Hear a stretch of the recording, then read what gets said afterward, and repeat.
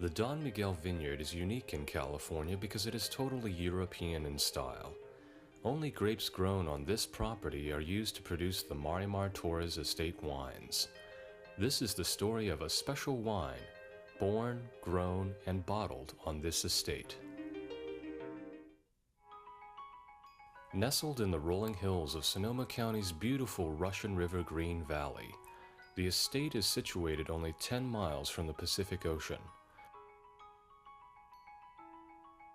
The sea's cooling breezes and drifting fog create the perfect microclimate for growing Chardonnay and Pinot Noir grapes.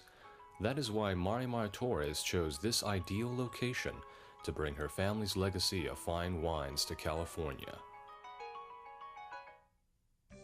Marimar Torres was born in Barcelona and has been involved in the wine business her entire life.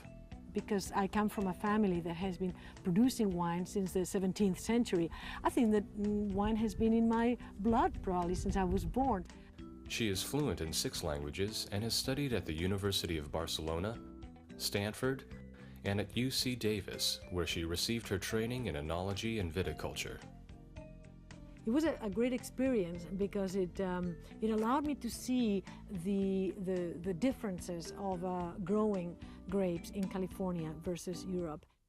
The Torres family has been growing grapes near Barcelona in northeast Spain for more than 3 centuries. In 1870, Don Jaime Torres returned from Cuba, where he had made his fortune in the oil and shipping industry. He constructed a large wine cellar and established the House of Torres. Their wines began to be shipped all over the world. 3 generations later, it was Marimar's father, Don Miguel Torres, who propelled the family winery to world prominence. During the Spanish Civil War, the Torres winery was significantly damaged. Don Miguel and his wife Doña Margarita started the reconstruction in 1940, and it was finished 2 years later. Today, Torres is Spain's largest independently owned producer of fine wines. Don Miguel died in 1991 after guiding the company through 60 years of growth and progress. The Don Miguel vineyard, where 100% of the grapes for the Marimar Torres estate wines are grown, is named in his honor. Ever since San Francisco became Marimar's home in 1975, she dreamed of building a winery in California. In the early 80s, her father agreed, and after 2 years of searching, she decided upon the Russian River Green Valley appellation in Sonoma County. She began planting the vineyard in 1986. The first release, a 1989 barrel-fermented Chardonnay, debuted in 1991 to great acclaim. In April of that year, a month before my father died, I went to visit him in Spain and brought him a bottle of the just released Chardonnay. He proclaimed it the best white wine he had ever tasted and told my mother, Margarita, we must have a winery in California. And since that day, she has been the greatest supporter of our California project. In 1992, the building was completed, and the following spring, the entire family came to the opening.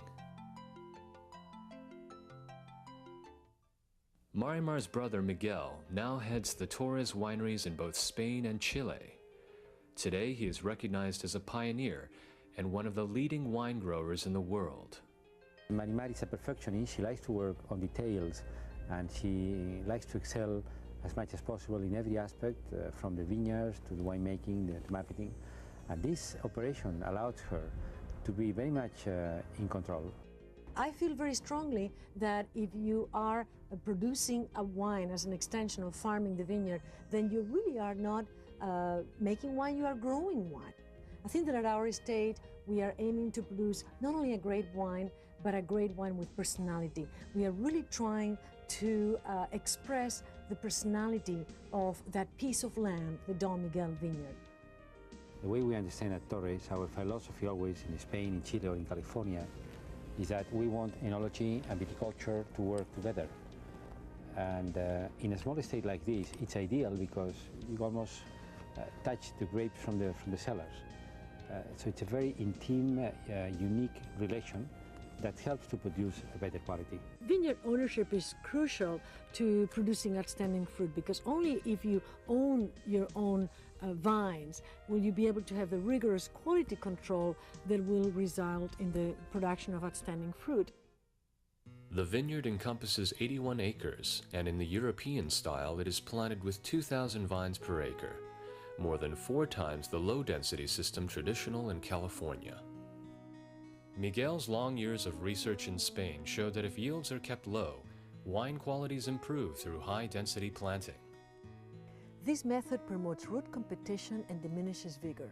In this way, the vines live longer and produce grapes with greater concentration of flavors, more refined and elegant aromas, and better balance. The vines are trained on an open vertical trellis with the fruiting arms only 18 inches from the ground. This gives the vines extra warmth from the earth, provides better canopy height, and keeps the trunks small, directing the vine's energy to the fruit rather than the wood. The canopy we have created here, which is quite unique, very different to the canopies you see in California, allows the vineyards to be healthier and also to capture much better the light. That helps grapes to mature better. We can extend the maturation, we can reach full maturity in our grapes, and that helps the enology afterwards to, with a more intense fruit in the grapes, to make afterwards a better wine. The vines follow the gentle slope of an east-facing hillside, and the rows run east to west to achieve optimum illumination on the foliage without direct sunlight exposure to the fruit. To contribute complexity, several clones were selected of each varietal. The C, Roued, and Spring Mountain clones were chosen for Chardonnay, and the Christina 88, Swan, Pommard, Lee, and Dijon 115 for Pinot Noir. Each clone brings something different to the final blend, resulting in wines with deep layers of flavor. The grapes really are the stars. We don't have a winemaker position here because we think of ourselves as a team, as shepherds, to lead those grapes into expressing best the fruit of the vineyard. The cellar master and the enologist work together with Bill Dyer, the estate's technical director, responsible for overseeing wine production. From the point of view of the soils, these are very interesting soils. They're called a gold ridge soil, and that is a sandy loam clay that has its origins in volcanic material. But we find that most of the really outstanding Chardonnays and Pinot Noirs grown in the Russian River Valley are in these gold ridge soils. The vine's life cycle begins in February when the rootstock is planted. The 3309 and 10114 rootstocks of low vigor and resistant to phylloxera are ideal for the sandy loam soils. Then comes the grafting in August. Right before harvest, budwood is picked from the vines. Ventura Albor, the vineyard manager, grafts each bud carefully onto the rootstock. The grafted vine is then covered for the winter, and in the spring, the first leaf of Chardonnay or Pinot Noir will appear. The growing season begins during the winter with the pruning.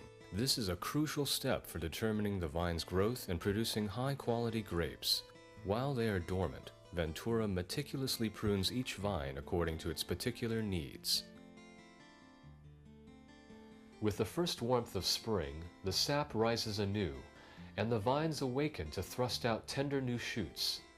The first young leaves unfold, and the vineyard is soon fragrant with the subtle scent of grape flowers. After pollination, the fruit is formed. Excessive shoots are thinned right after fruit set to achieve optimal balance for the foliage of each vine. Leaves are also pulled to better capture the sun and improve ventilation.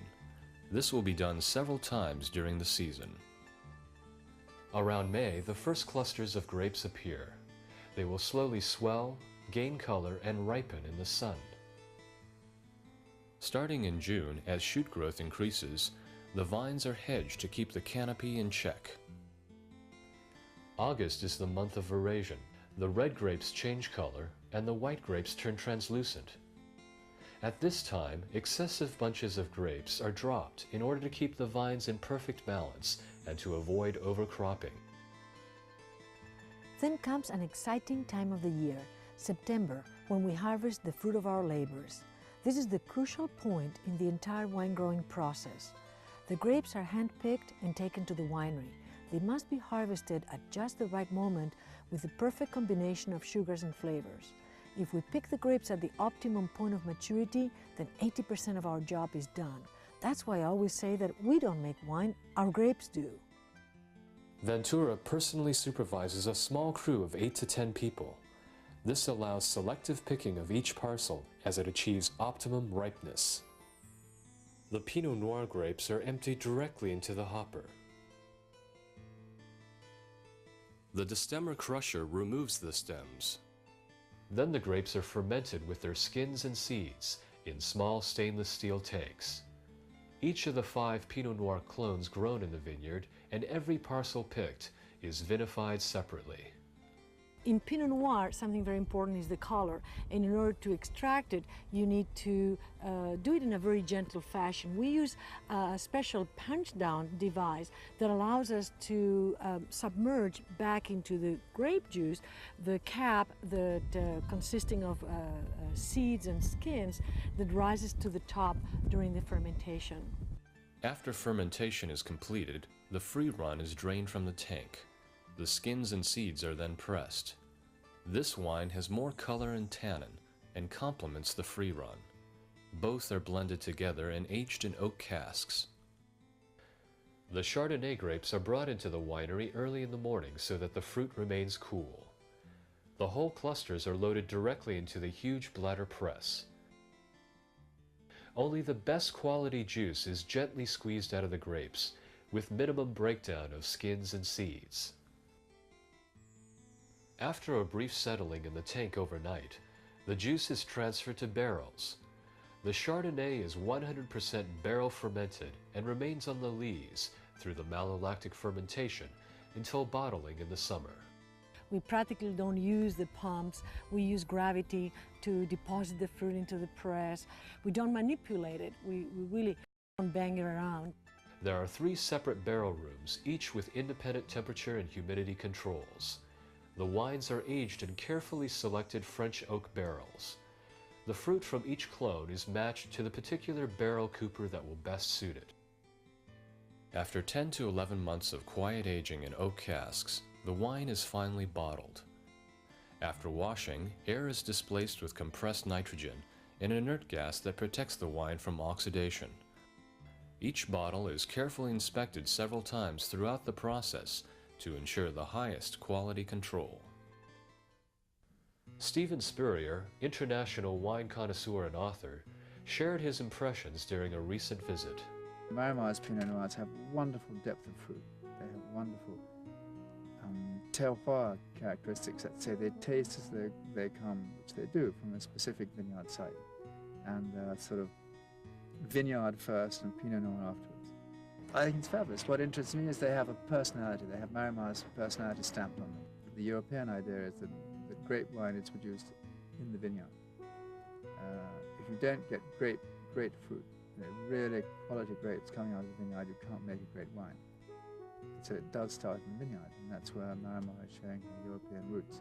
The winery was built in the style of a Catalan farmhouse.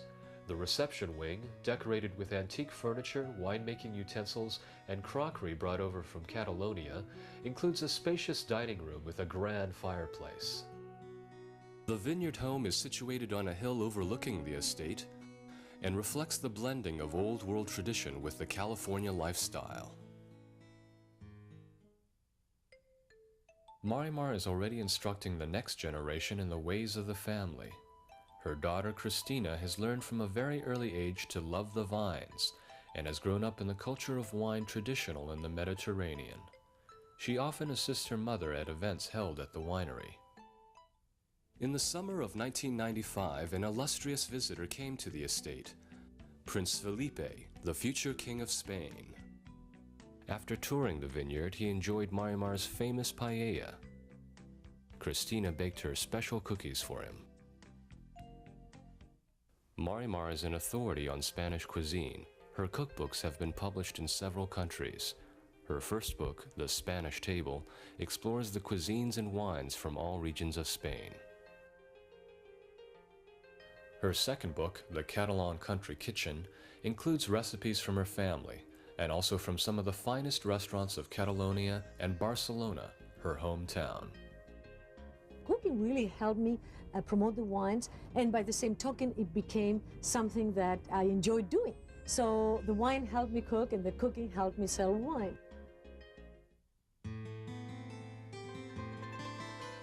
Family pride and integrity have enabled Torres to blend centuries-old traditions with the latest innovations to produce outstanding wines known the world over. Marimar Torres herself has become a symbol of this heritage.